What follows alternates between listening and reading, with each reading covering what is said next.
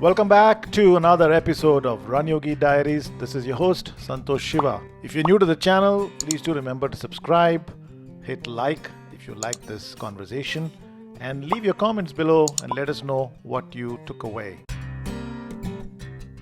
In the house today, I have Maneesh Rai. Maneesh Rai, who lives in the Bay Area, is a multi-time Ironman finisher, and most interestingly, he has worked out for the last 18 years. So he's made that a habit. But his journey into Ironman started off primarily as a swimmer. He went on to becoming a long distance cyclist and then jumped into the world of Ironman. We get behind the scenes on what keeps him going and some top principles and ideas that has worked for him that all of us can learn from. I hope you enjoyed this conversation. Let's dig in. Hey Manish, welcome to Run Yogi Diaries. Hey Santosh, good afternoon. How are you? Good. I'm doing great and even better because I have you on the show. Thank you for having me here. So it's wonderful to be here. It's a pleasure. It's a pleasure. So of course we met because we have some common friends, and I've been reading a little bit about your own journey into Ironman.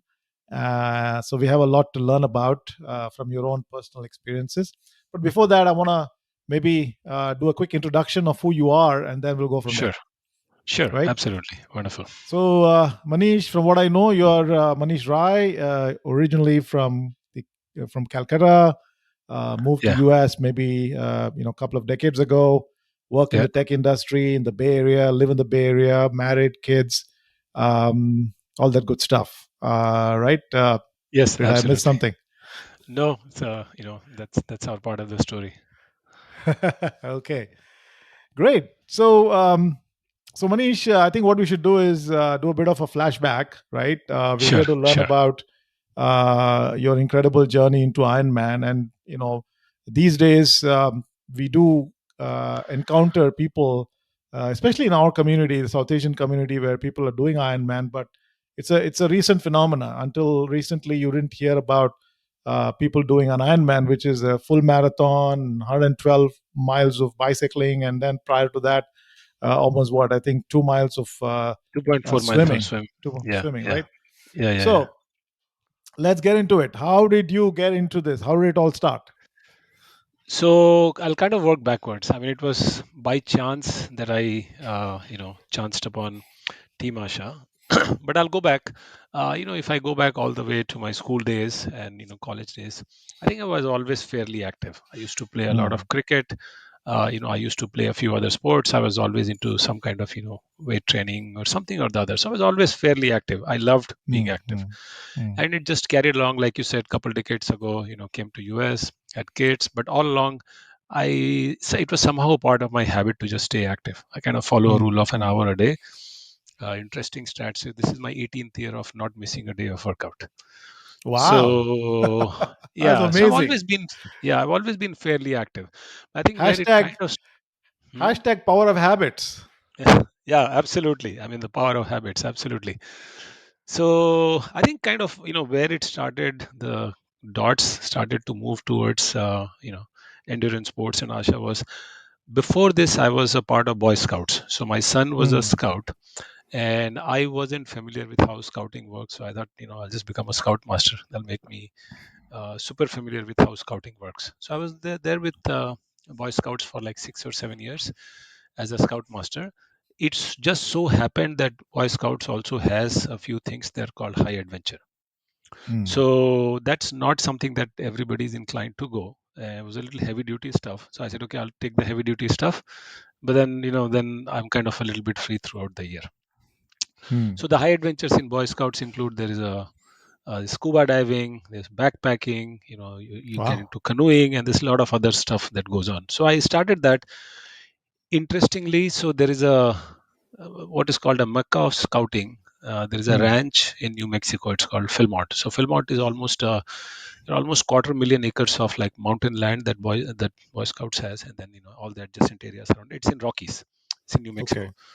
So I was supposed to take like 8 or 9 of these kids for a 2 week backpacking. So this is some Hmm. serious amount of backpacking. You're starting at 6,000 feet elevation. You're covering almost 10, 12, some days 15, 17 miles with all your pack and everything. So Hmm. I kind of felt the need for cycling or some training for legs. So somebody said, "Hey, here is a team, Asha. Why don't you go and do cycling with them?" And I Hmm. approached them. The season was already kind of quarter way through, but they were gracious enough to let me in. Did that. I did that for a couple seasons. By the time scouting was kind of going down because my son graduated. Uh, but And what year was this? What year are we talking about? I think 2017 is, Hmm. or 2017 or 2018 is when I joined Asha Cycling. And the whole Hmm. purpose was I get some training for my legs so I can Right, do right. that backpacking trip better. And Hmm. it did help. It did help quite a bit. I ended up doing that trip. It was a fabulous trip, Philmont. And then I continued. I think just the Asha is a wonderful group, by the way. It's a group that it's a non-profit. Uh, there are a couple hundred people at least in the Bay Area. Amazing group of people, very helpful. Uh, Yep. so, and Asha raises money for schools in India, underprivileged schools in India. Very noble Hmm. cause. So it's always Hmm. good to do something that eventually contributes to some giving back. That Yep. somehow, or one way or the other, I always love doing. So scouting, Right, everything else, I right. think I always took it as a part of giving back. It is So making that's. sure. It is making Mhm. sure all the wealthy Indians are exercising, and the not so well-to Indians are getting some money in the process, right? Yeah, absolutely. Wealthy Indians are exercising so they can work longer and they can make more money and they can give more Yeah, money back, right? yeah. So Absolutely, no, noble but cause. amazing, Absolutely. amazing, amazing set of people. The coaches, Yeah, the yeah, guards, yeah. the people who help. It's just amazing, amazing. I mean, remember, Hmm. recall, everybody is doing just because they want to contribute. There is no Right, right, remuneration or personal gain involved here, right? So right, it's right, it's a right. community. It's so which makes it all the more, what should I say?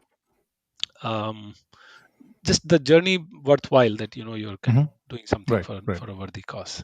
So I came over there couple years. I was there for 2 years in the biking program. By the time my stint with Boy Scouts was kind of coming to an end. uh, and what the part that I didn't tell you, that growing up I was very close to the river, the Ganga river. Hmm. Hmm. Hmm. So any free time would always go in the water. So I was always super Wow. comfortable with water. I was never trained, but there are days where we would spend like 3 hours, 4 hours, 5 hours in the water, just playing, having fun, because the water was pretty Yeah. close. So I thought, Nice. at that time, I thought cycling was covered. I kind of knew how to swim. So the only part I had to figure out was run. I never ran Hmm. per se. Hmm. Um, so I approached Rajiv Char, who's the coach for Tri Team, and he was very encouraging. So I Hmm. got started. Then I did a half Ironman. That looked like fun. So I said, okay, I've done half. Might as well try full. And I got on to Hmm. full, and then the whole series of chain of events started. And I'll tell you a little bit more later. But that's how I got onto it. But like, even Lovely. going back, I'll tell you an interesting thing. I was in Calcutta 2 weeks ago, 3 weeks ago. Hmm. Okay. Hmm. Hmm. The friends that I played cricket with, like almost 40 years ago, they all show up. You play cricket in the morning. So, just being active was always part of Yeah. it. I have friends like, I'll tell you, there's an amazing friend that I have. His name is Prakash Kanodia. We call him PK. Shows up the first thing in the morning with a bat and a ball, and then, we play cricket. So that has always been there with me. I always just Yeah. wanted to stay active. Yeah. Lovely. Lovely. And interestingly, you are probably one of those guests I have had in the show who was comfortable with swimming and the Yeah, word, and that was not regular swimming, but out, open water swimming. If true, you've had, right? So that's something that most of us have had to pick up later in our lives because we haven't lived true, near rivers or water bodies, and true, true, right. true. So that's definitely an edge for you, right? That I definitely that must was have worked as an definitely edge. yeah, that was definitely a blessing. I mean, I would tell you. I mean, there were days you would look at us like a bunch of kids before summer and after summer. We looked different Mm, because the skins mm. were all burnt. We all looked black because we had, spent like Yeah, hours and hours in the day the whole summer. That's what we did. So yeah, I yeah. was very lucky to grow next to water. I think that's one. Secondly, I somehow just have a good affinity for water. Right, right. So, And by what the way, about? swimming is one sport. Swimming is one Mhm. sport, by the way, where I think the only sport where you feel more fresh at the end of it than at the beginning of it. Right, right. And what about technical aspects of swimming? Now I know that you learned swimming, as a playful manner, right? Yeah, But you're comfortable. But when you get into the world of triathlon, it gets very technical. people are trying to shave off those seconds in those swims and bicycles. So did you have to kind of get more technical when you started the triathlon journey, or was it pretty much So organic? kind of no. I mean, I was a decent swimmer, I would say. Okay, Just on okay. trained on my own, I was a decent swimmer. So just to give you an idea, I think I would do like 230, 240 per 100 yards in the Hmm, water just hmm, on my hmm, own. Over like years before joining Asha, there were some pre-masters, masters program I joined just to hmm, keep the momentum. So I would get hmm, some tips on how to do. I used to swim with people who would swim regularly, but I never trained per se. Now here's the other thing. hmm, Ironman is a 17-hour thing, right? hmm. You have to know where you're going to get the best return for your effort. Right, Swimming, right. if I do, and I did do one or two, like some clinics here there, I think I was able to bring my time down by like 20 seconds per 100 yards. Hmm, hmm, hmm, But in swimming, if you're super fast, you go an hour. If you're kind of my hmm, space, which is average, you do like 120, 130. hmm. So do I get better bang for the buck there or somewhere else? I think I can get Yeah. better bang for the buck somewhere else. As long as I'm clearing the cutoff. And by the way, I'm somewhat stronger on the bike. I think of the three, that's where I'm the strongest. So I Hmm. meet the cutoffs very easily. So as long as I can get through the cutoff, in swimming, it's usually 2 hour 20. And Okay. last year, the two IMs I did, first one I did it in like 58, 59 minutes. It was down current. The other one was standing water. I think I did 129. So I usually save, an hour even from the cutoff. So it's never been that big of a problem. So I Right, never got like right. too technical on that.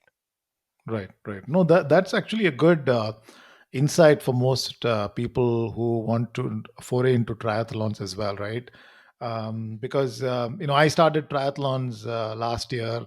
I've done the sprint and the Olympic distance, and when I was in these forums, a lot of people would be very freaked out about swimming. But I think what you're saying is right. If you're an average swimmer, you can still do well in a half iron and iron, because the return, the bang for the buck is not necessarily there, even if you get a little faster, right? That's one. And second thing, Santosh, I'll say that I think when I notice people, I think they get too anxious about, just signing up with a coach and trying to make too Hmm. quick a progress. On a lighter note, first thing I tell you, go count 100 hours in the pool. Okay. Hmm. First, spend that 100 hours in the pool, get used to it, get comfortable with the idea of, breathing and just staying in water. Right, And right. then start to look how you slowly want to improve. I Hmm. sometimes think that I notice many people, they try to just jump quickly to too many things.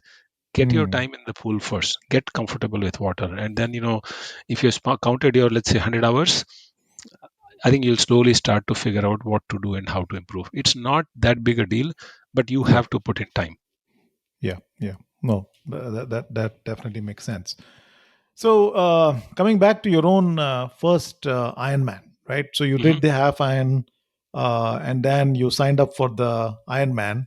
Tell us a little bit about that. How was it? How did, first of all, how did life change once you signed up for an Ironman training? And then how did the first Ironman go? So I'll tell you the most interesting part probably of my journey, which now looking back is interesting, but sometimes it was a little disheartening. Uh, Not exactly disheartening, but sometimes you get a little bit disappointed. I had to train for 4 full cycles before I actually got to the start line. Hmm. So the reason, and there is also some amazing, memories along the way, which I would call highlights. So when I started training for the first full Ironman, we trained almost 6, 7 months, and then COVID hit. This is So 2019, 2020, I guess, right? 2019, 20, yeah, 19 would be 19, Hmm, yeah. hmm, So COVID hit and it got postponed. It got postponed. So that's how I lost the first cycle. hmm, I'll hold something and I'll come back to it later. That's a very interesting thing that I'll share with hmm, you. It's something really amazing. Um, then I trained for the second one, and interestingly, in that whole year, I don't think it rained in Sacramento, but that was one day where it rained like I think few inches. The hmm, winds were 35 to 40 miles per hour strong. They ended up canceling it. That was just hmm, one day that rained. I drove 20 miles from that. There was no rain, so I lost the second one um, due to weather.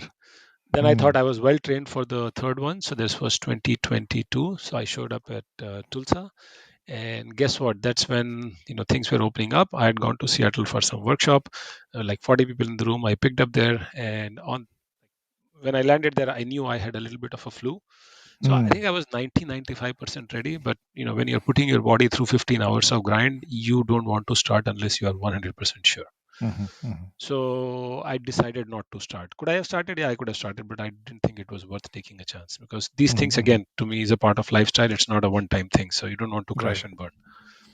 So I backed off. Then the fourth cycle is Sacramento, and that's when I reached the start line after training for 4 full cycles. Hmm. So that's kind of the little bit of a journey. Uh, a few highlights along the way would be, because I was doing all this, I had done a few Ironmans, half Ironman, sorry, a few Mhm, half Ironmans. I also did the Alcatraz swim, just because when you're part of the team, they do things. You do a lot mhm, of interesting stuff. I ended up doing the bridge to bridge swim. That's from Bay Bridge to, sorry, Golden Gate Bridge to Bay Bridge. That's almost like a 10K swim.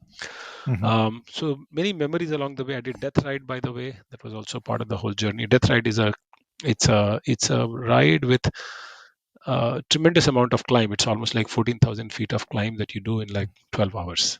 mhm, So did that. But doing all of that, Santosh just made sure that when I was at the start line, you have a very good handle on how pretty much every mile is mhm, going to go. mhm, So mhm, it's no more anxiety. It's just making sure that you start, you follow what you have done for a couple years. And I have to say, just because while doing 4 cycles wasn't fun, it did make me fitter than what I was before. It also made sure that every mile up until the last mile that I executed on Sacramento was exactly how I wanted to do it. So it was mhm. perfectly to the plan. So that Nice. that was the highlight. I think I was very well prepared. Right. Part of that also goes to the fact that I had to go through four cycles to Yeah. get to the start line. Yeah. So that's amazing. I mean, 4 cycles of training, definitely a confidence, right? Because you kind of built a certain body of training behind you. And second is, of course, I also think emotionally you're probably excited, looking forward to it, and you're like, man, I want to get it done. I'm ready for it. It's the opposite of anxiety, right? You're like, Absolutely, man, you I want want to to just get check it ready. off.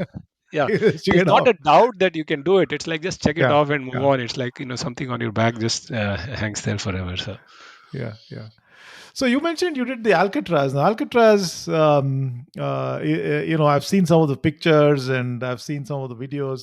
It looks very intimidating. Was it intimidating, or was it? It just looks So it is, intimidating. of the few open water swims that I've done. I haven't done a lot. I think if I count all the open water swims, it's like that were either an event or something. I think it's less than 10. Alcatraz was a little bit of, I think, probably one of the more challenging ones. Even though it was not the Hmm. longest ones, it is a little bit challenging. But I think 80-90% of it you iron out in your training. If you train Hmm. properly, your body is trained to the duration that you have to swim, similar water, similar temperature, your gears, everything. The first 5-7 minutes can be a little bit unnerving, because you're dealing with, like, you're swimming back from a place which is almost 2 miles away from the shore, right? Hmm. Hmm. You haven't done that before, so getting used to that, and also in the middle, handling the current that comes a little bit. It can be challenging, it can be intimidating if you have not trained for it well. But if you have trained for it well, I think a lot of it becomes mechanical, which is why Hmm. training is very important. I mean, especially in endurance sports, for people who want to do. I mean, I think the biggest thing that I would say my takeaway was, and I would suggest somebody, is train for it.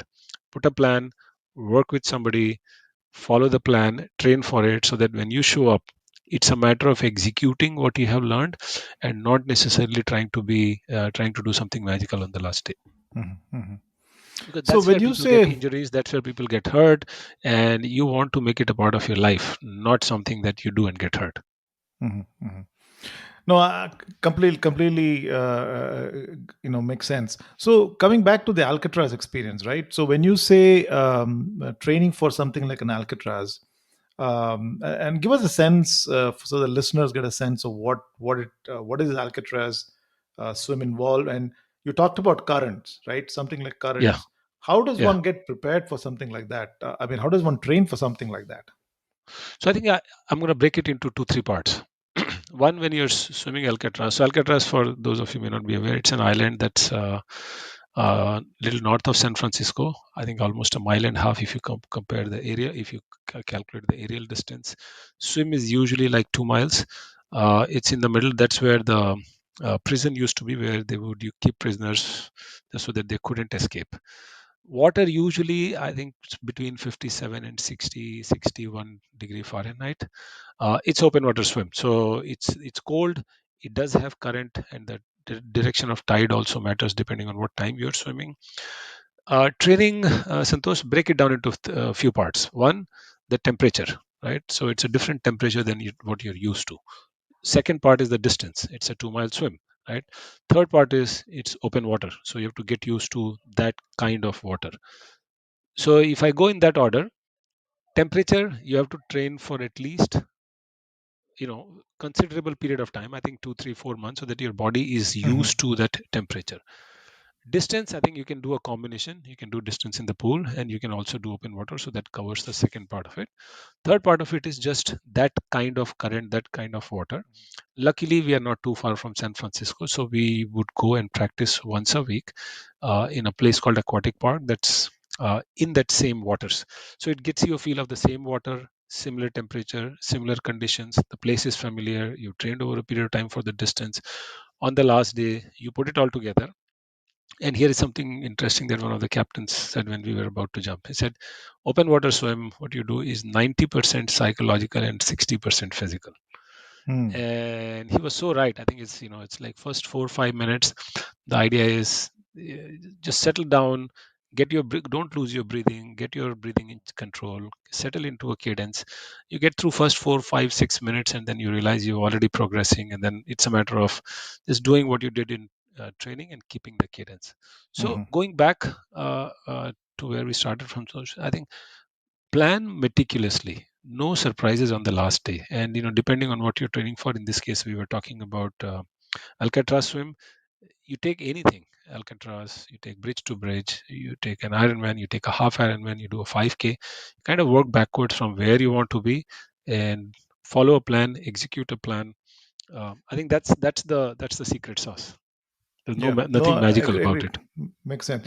See, the reason I'm asking about Alcatraz specifically is because a lot of folks who are listening to this Hmm. um, and do not necessarily. Some people live in the Bay Area, so they know what True, they talk true, about. But most of them would true, have read about it, and it looks very true, unnerving when you look at it, right? And when true, you talk true, about something like tides or currents, people who don't live near the ocean, uh, things like currents is like a extremely scary thing, right? So, true, true. what I was trying to see was if what is it that you learn in this training that allows you to manage those kind of situations like a current, right? Because, and first off, how do you know you're in a current, right? Do you feel Yeah, like you're being pulled away? And if you feel like you're being pulled away, what do you do? What are you taught to do? true, true. So I'm gonna break it into two parts, Santosh. I think Right, right, firstly it's my experience, and secondly, how somebody else can benefit from my experience. right, right. So current, it's a stream of water that flows one direction or the other, depending on time of the day and where you are. So getting used to the fact that you're getting dragged by another force, and Mm, being able to navigate through it. So as an example, when you're doing Alcatraz, there is going to be a channel of water that's emptying out of the bay, and it's like 5 7 minutes. You just have to power through it a little harder, and okay. also realize the water is going to drag you out. So the swim is almost like a right angle triangle. You are Mm, aiming in the front, but you're going to come out somewhere else. But you have to know mm, that the fact that while you target and you sight a certain object, you're going to come out somewhere else. Being aware of it, training in that water kind of helps. That's specific to that. Now for somebody who's okay. not here, like I said, we are lucky to be here. For somebody who's not here, I would almost say that if you're not trained with things like those, don't attempt it. Go do Mm, something else that you can find close by. There are millions of things that you can do. right. There is backpacking, there is mountaineering, there's n number of things you can do. Don't try something else out of ordinary, because that is where Mm, the disasters happen. So mm, don't have mm, to do one specific that somebody does. right, Look right, around yourself, what's available, where can you challenge yourself, where you can train for it, and do it. Don't do something because somebody else is doing and you don't have access to that kind of environment or resources or training. right, right. Makes sense. Now, you also mentioned that you got into the world of Ironman. You're strong in swimming. That was a comfort zone. You started cycling, and it seems like you were pretty strong in that. And you also mentioned that running is not necessarily a strength, but you've done about four few Ironmans, and you have done complete full marathons in those, right?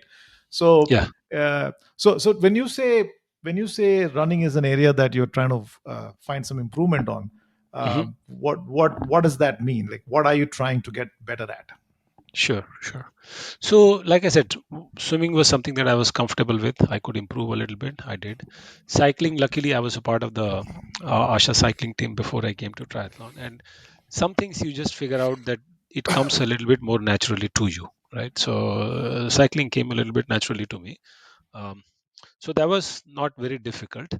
Running, interestingly, I had never done running per se till I was like 46. I mean, I would play cricket, Hmm. you played some other sports, you do whatever is required, but never running per se. Yeah, I yeah. also had some ankle injuries from the past, so I was, a little bit scared about running. So when I did my first Ironman, I pretty much walked. So I was walking, walking three and running one. That was after Hmm. like 4 or 5 months of training. So it was a 3:1 ratio, because again, to me it was more about one principle or one thing that has helped me is to focus on the distance and not necessarily Hmm. speed. Do the right training, focus on the distance. Speed is a outcome that you hit as a result of training that you do, right? Hmm. And I had enough time, so I did my first half in 3 hours 2 minutes, if my memory serves me right. Hmm. But it was more run and walk. Again, the idea was don't create any more injuries for the ankle, just get Hmm. through the Hmm. distance. After that, and I used to do like 13-minute miles. So Hmm. over the last 2 3 years, I've specifically done a few things to get better at training. Again, Hmm. not focusing on the speed, just being a better runner, Okay. knowing just knowing your body. I also got injured a few times along the way, working with physical therapists, the doctor, to change the form, and work on strength training. Added a little bit of yoga just to help with injuries and stuff. Managing my cadence better, having a better Hmm. control over heart rate, not losing control of your breathing. Just that if I'm strong enough, and if I establish a good cadence, my heart rate is in check, I feel comfortable at it. You keep doing it over a period of time, I think you will see improvements. Right. So Right. over 2.5 years, if I do 15, 16, 17 mile runs, I've been able to bring down my speed from 13 to almost 9.5. Hmm. Now, again, I don't focus on speed. That's one thing that I don't focus on, because I somehow feel that an extra focus on speed many times hurts in running, which I don't want to do.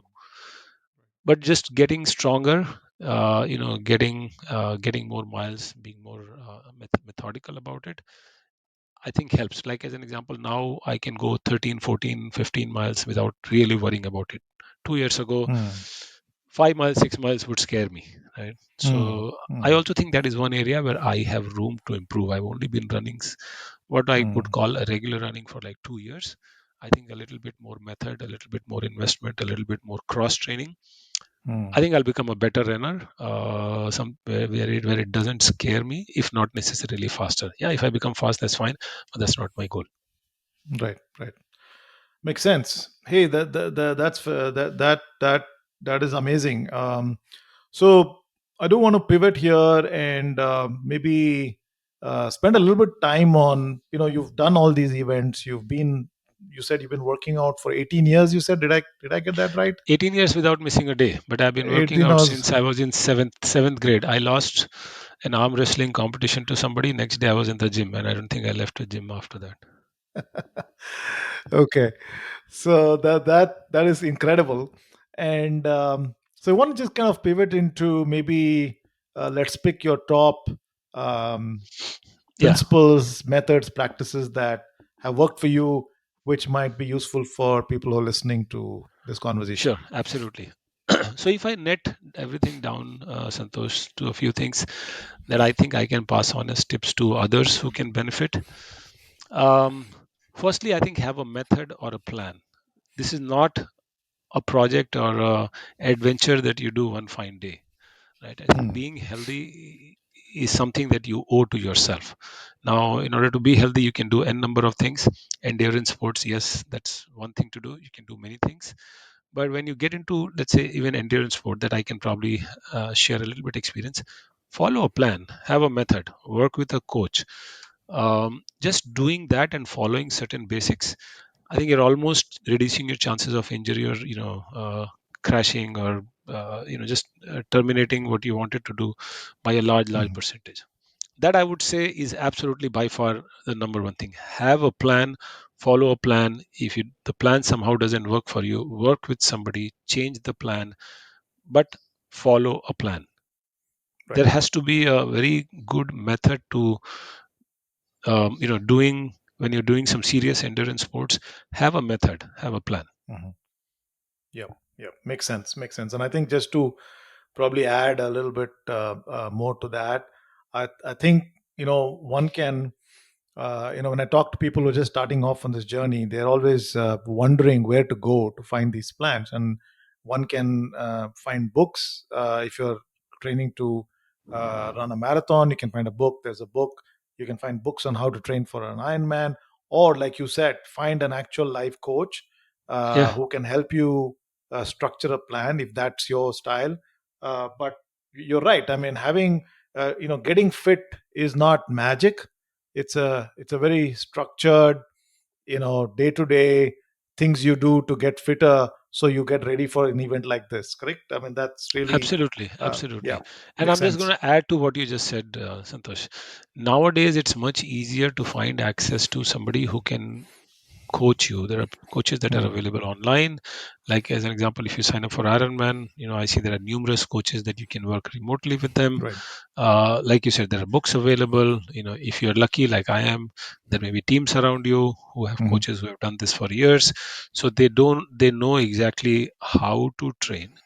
Hmm. Access on any of those resources. And it's also somewhat of, if I make my own plan, I think I'll be in some ways, attached to what I'm planning. So Hmm. don't do that. Let somebody else do the planning part of it, so that it's a objectively designed plan. It's Right. something that is meant for a certain goal, as opposed to me trying to hit certain things. So Yep. Yep. follow a plan, find somebody, find a coach, find a resource, and establish a method to what you do. Yep. All right. So that brings me to the second part. You have Yeah. the plan. Okay. Yes. Then comes the second part, which is consistency. Hmm. Right. Follow the plan. So now you have a plan. Second part is, Hmm. okay, with the plan established, I think this is where the rubber hits the road, right? Consistency. Show up, do what you can, right? And there will always be hundreds of reasons to not do what you want to do, but you'll be amazed after few days, few weeks, once you don't compromise on uh, your execution. You have to do it, somehow just becomes a part of your daily routine. After some time, you adjust Hmm. your daily routine, you adjust your work schedule, you adjust your priorities, and you execute to the plan. So be consistent. Hmm. You're tired, you're jet lagged, you're sore, go do swimming, go do something else, but be Hmm. consistent. Hmm. Don't make it a project. It's a habit. It's a part of your daily life. It's not something that you're doing for a certain period of time. So be Hmm. consistent. Okay. Makes sense. um Third part, I'll say, Santosh, that I think I can advise others is, and I think it's also an advice to myself, is cross train. Hmm. So usually I find people who focus on one sport, any sport, most sports, they get, you get injuries. So cross training is, I would say, something that distributes the load that your body takes, prepares you better for the sport. Yep. So my biggest advice, which I also try to, it's also always on my to do, is to cross train. I think for two reasons. One, it's just a better training. When you Hmm. bike, it makes you a better runner. When you run, it makes you a Hmm. better biker. So it works both ways. Hmm. Secondly, you also have a fallback plan. If something happens, you got injured in running or you got injured in biking, you can always go Right. and swim. You can always go and weight train. You can always go and do some yoga. You can go do some Pilates. But if you had been mixing all of these things and doing these things, you can continue training in one form or the other. It doesn't stop. You're not necessarily pivoted to a single point of failure. Yeah. You can work around your injuries and do something else. So, A, it makes you better just because you're cross training. But secondly, it also makes sure that you're not dependent on single point of failures. Hmm. Yeah, that makes a lot of sense. And I think especially in my view, the strength training part of it is a critical element, especially for Yeah, endurance athletes. Who are doing a whole bunch of repeated activities, yeah, doing things like strength training and yoga, especially brings that absolutely. mobility, strength, which enables to be like I've heard this dialogue from this actor Dharmendra, right? In one of his movies, he says, it's not about the age, it's about mileage. Right? It's Absolutely. it's like Absolutely. that. It's like that. So you stay strong, you can keep doing it for a True. longer time, right? True, true, true. Absolutely, absolutely. So that would be my third advice, Santosh. Mhm, mhm. The other one, the next one I would say is you do all of this. You have a method, Right. you're following it consistently, you're cross training. You will be hard pressed to find anybody who has not been injured. You will Mhm, get injured. It's just, it happens, right? mhm. When you run into injury or injuries over a longer period of time, I think just being aware, listening to your body, knowing when an injury is coming, and when you actually get one, working with the best resources that you have. So working with physical therapist, go tap into your doctor, right? Go talk to your coach. But knowing that you have an injury, you're starting to feel that there's something odd, and taking care of that early on, Santosh, I think helps quite a bit. Um, Mhm. like I said, there are people who have who know who are professionally trained, like physical therapists, right? Yeah. Go spend time with them. Make sure it's a part of your regular training. If you have doctor, go work with a doctor. Manage your injuries. Injuries will happen, but listen to them early, manage them well, and make sure you're working with people who do it professionally to come out of your injury. They will happen. Just have Yeah. to be smart Yeah. about it. Yeah, and I think just to add to that, right? I also think that it makes sense to build a relationship with a physical therapist or a chiropractor in your Absolutely, community who knows you and who's worked with you for some time when things are not necessarily absolutely, bad, right? absolutely, So absolutely. I have a chiropractor that I go every now and then.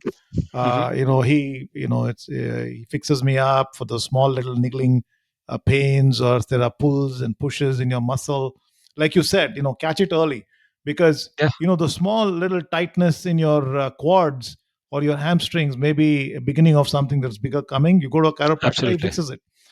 absolutely, First you prevent it, second you also build a relationship with somebody who knows you, right? So absolutely, I absolutely. completely agree with that. That's a Yeah. great tip. Santosh, I'm going to build on something that you said, relationships, right? I mean, you'll be amazed how helpful, your physical therapist, your massage therapist, your doctors are when they know you are doing something seriously, and Hmm. you take them seriously. They become a Yeah. part of your kind of enablers. Mhm. So your doctor, your chiropractor in your case, your massage therapist, your physical therapist, they will know you better. They are Yeah. vested and they want you to succeed, because it's also, for them it's a professional fulfillment, right? To get Yeah. somebody Yeah. back, to keep somebody healthy. That's why they chose that profession. So you'll Mhm. be amazed Mhm. when you tap into those resources, how amazing, how amazingly these folks help you out. Yeah. Yeah. Absolutely.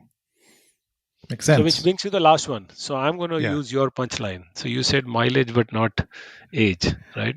Yeah. I was thinking about it a little differently. I was going to say distance and not speed, but I'm going to flip it Hmm. around and I'm going to say mileage Uh-huh. and not age. I personally, when I observe, Santosh, and it's my just limited observation, I somehow feel people tend to focus a lot more on things like speed, right? Mhm. And especially in running, which is a high impact sport. I'm just going to Yeah. quote a stat that I read somewhere, that 75% of even high school cross country runners get injured at one point of the. You're Mhm. talking about like teenagers. So imagine the amount of injuries that older people get, right? So running will cause injuries. Biking, in my experience, has been a little lesser. It's more of impact injuries rather than like overuse injuries. Swimming probably causes the least injuries. You can still get some, but again, the idea being targeting distance and not speed, in my opinion, helps. Speed is again an Mhm. outcome of things that you do. If you trained Yeah. well, if you have trained over a period of time, if you followed a plan, if you have been consistent, if you've worked with the ecosystem, if you've done enough strength training, if you've done enough cadence work, speed should almost be the outcome of what you do and not the goal. Mhm. Right. Right. So go distance, mileage and not age. Yeah. Yeah. We'll give Dharmendra, the actor Dharmendra, the credit, or his script writer in that movie, where he True, quotes true, true, this. true, true. So no, that makes a lot of sense, and in fact, I think just to add another element to this, right? I think running, you read any book worth its salt on coaching, training, Uh-huh.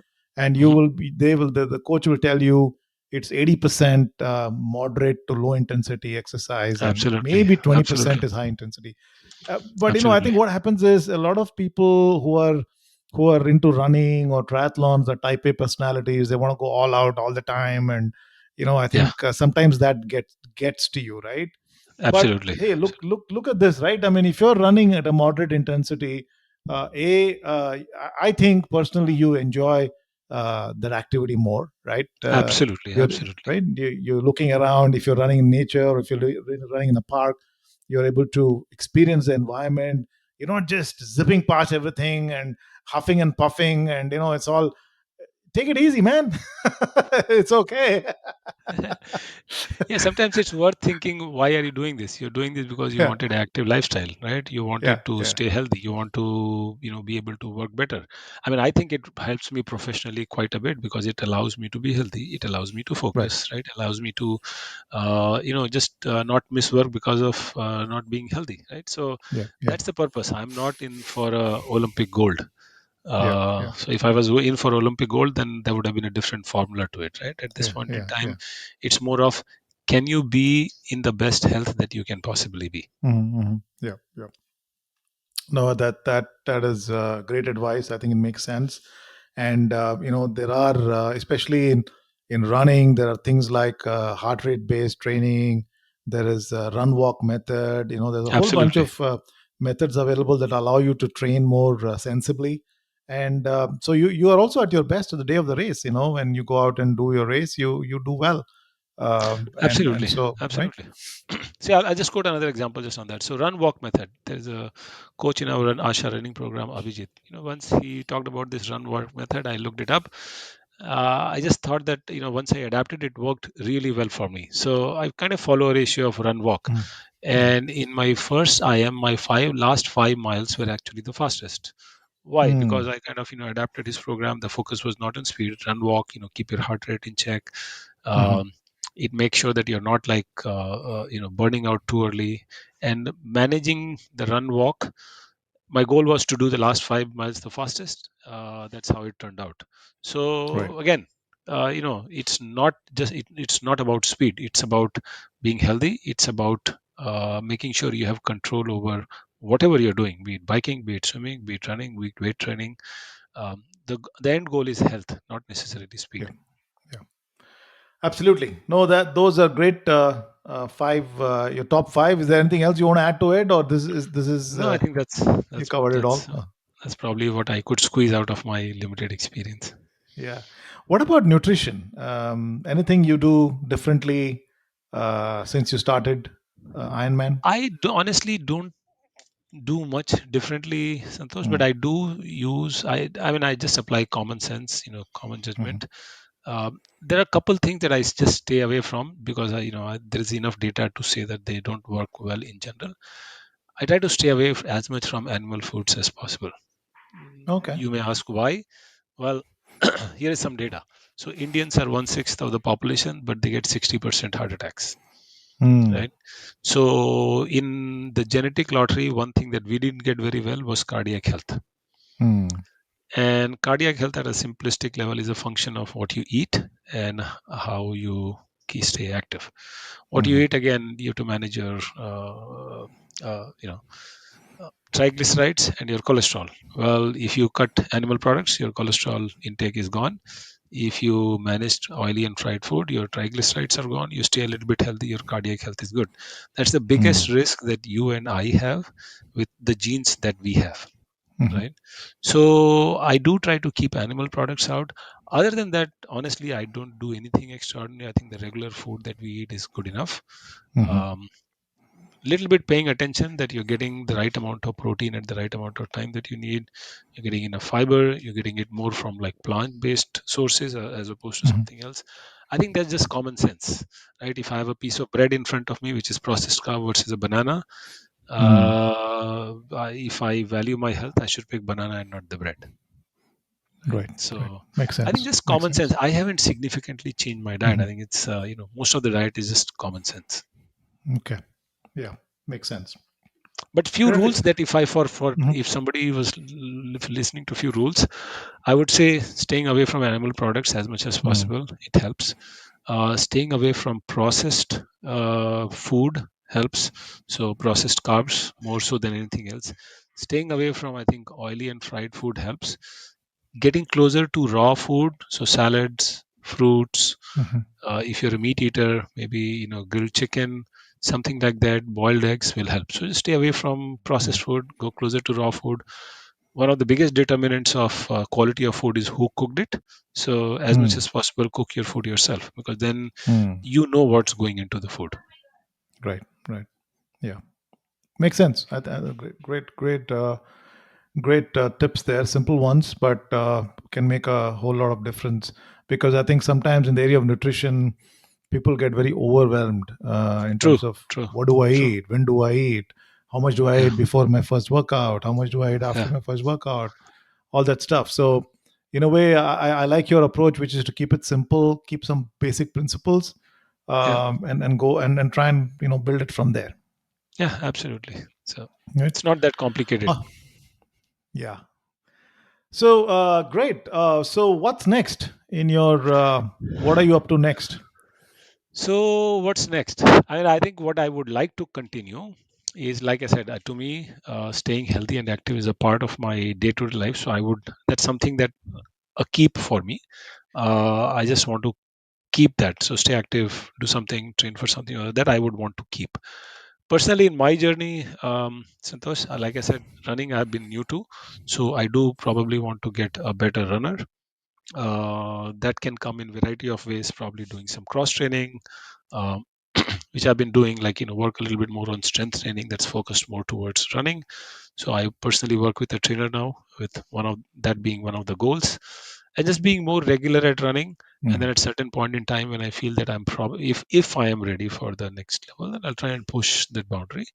If I'm not ready, then just try to see in my whatever distance I do, whatever I'm training for, if I can get better. Again, speed not being the outcome.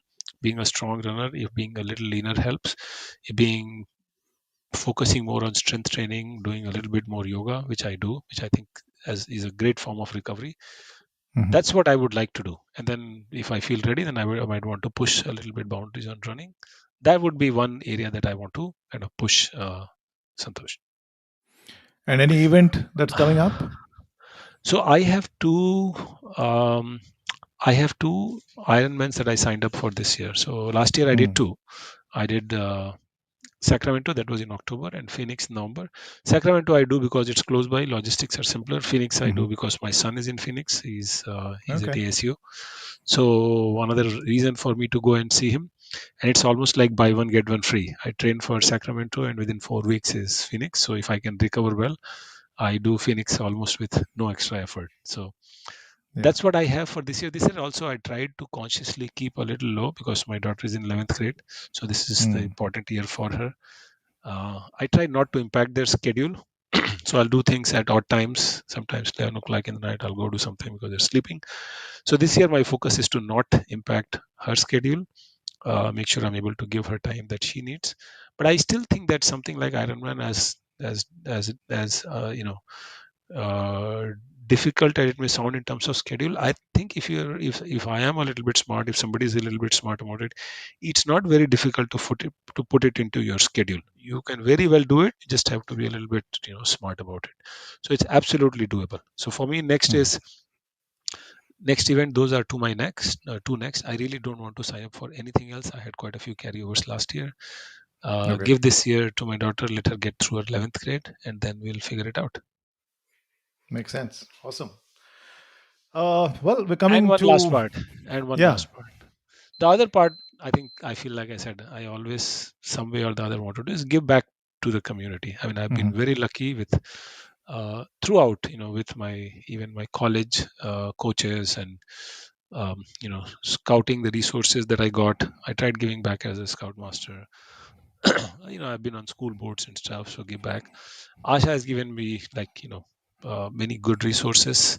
So I do want to, in some way or the other, keep giving back. I think that's one thing that I Hmm. would like to do. It just puts more purpose. And like I said, Asha is a tremendous organization, very noble cause. So I do want to Right. keep, giving back as somewhat of my focus. Sure. Makes sense. All the best with that. Um, so coming to a last part of our conversation here, Manish, which is a fun Mhm. Q&A round that I have with my guests. You ready for Mhm. that? Yeah, absolutely. Okay. Let me pull up my questions here. Okay. My first question I ask all my guests is, what's your favorite junk food? What's my favorite junk food? McDonald's French fries. That's classic. That's quintessential It's the best junk best food. French fry in the world. Best French fry in the world. So when do you reward yourself with this? After your workouts or what?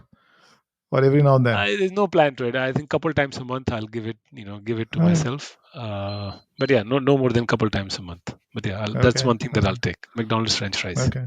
Okay. Um, what's your favorite way to spend a lazy day other than training? What do you What do? is my What is favorite? it? Sorry, what is your favorite? What's your favorite way to spend a lazy day? What's my favorite way to spend a lazy day? I like reading newspapers. Just Hmm. being aware of what goes on in the community, more local newspapers. So, like I have San Jose Mercury News here.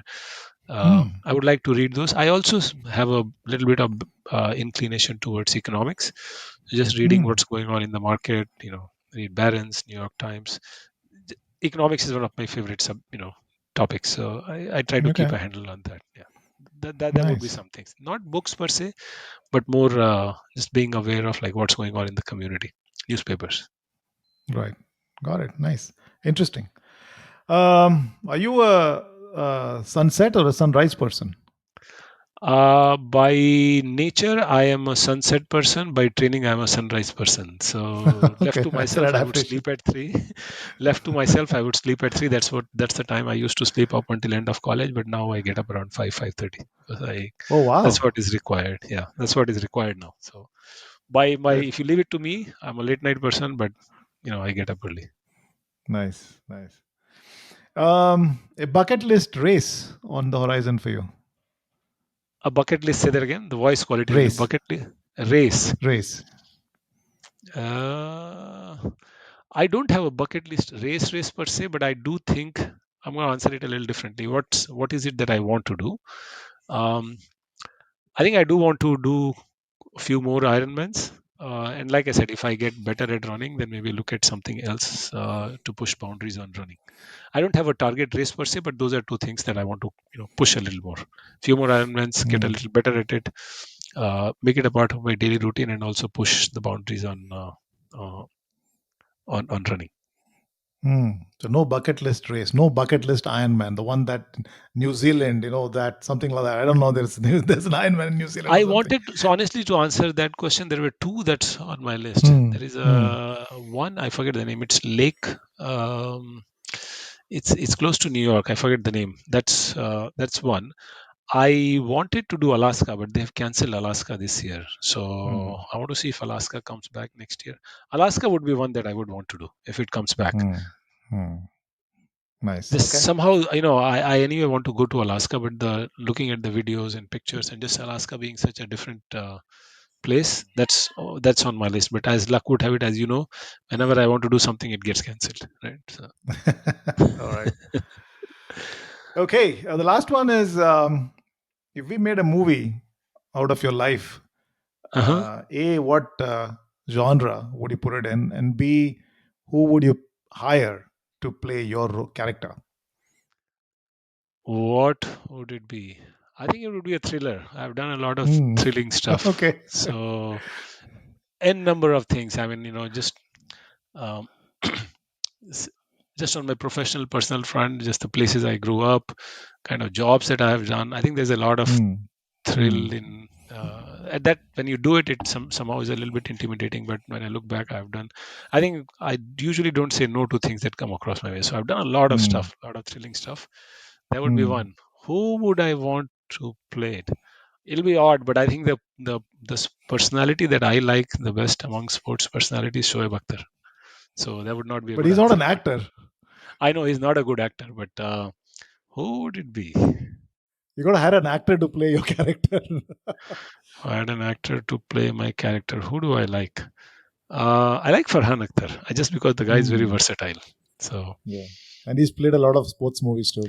he has played a lot of sports movies. That's probably why I have a little bit more affinity for him also. Yeah. Yeah. All right. Farhan Akhtar, there's a script coming your way. Yeah, Farhan Akhtar is close to Shoaib Akhtar, right? At least the Akhtar is common. But Yeah. honestly, Yeah. Shoaib Akhtar is one that I really admire. The guy came Hmm. from a town which is nowhere in Pakistan. He did what is one of the most injury-prone things that you can do, which is fast bowling. Yeah. And I relate to it because I kind of used to do that in my, when I was playing cricket. Hmm. Managed his injuries. He has had some serious injuries, but it was like he would die bowling, but he would do what Hmm. was Hmm. required, and that speeds that he has touched. I mean, think about it. Yeah.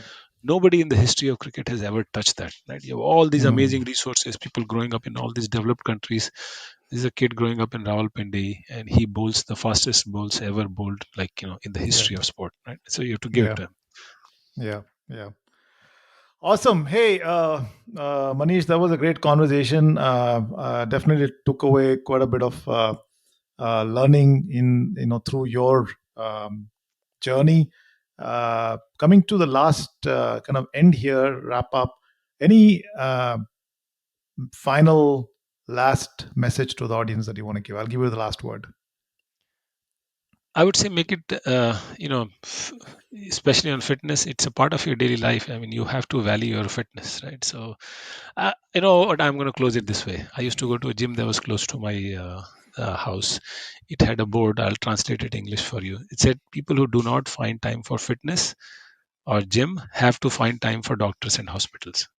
Hmm. So, you're better off being healthy and staying active as opposed to, spending time at the hospital and doctors. So, do that. Makes sense. You have to find that time for always something. So, I that mean, always yeah, that always stayed with me. That thing always stayed. This was gym right next to my house, and there was a board on the wall, and it always stayed with me. yeah, perfect. Great message. Hey, Manish, again, thank you so much for sharing your experience and wisdom here, and wishing you all the best in the races that you've signed up and whatever you're up to next, your running journey. We'll root for you and keep a track of what you're doing. So until then, all the best, and I'll let you go. Wonderful, thank you. And you do an amazing job. Take time out of your day and spread the word around, raise the awareness. I also wanted to extend my gratitude to what you do. You invest it. You invest time out of your personal this thing, right? So wanted to say thank you for what you do. Thank you. Pleasure is mine. All right. Bye Wonderful. bye. Thank you. Wonderful.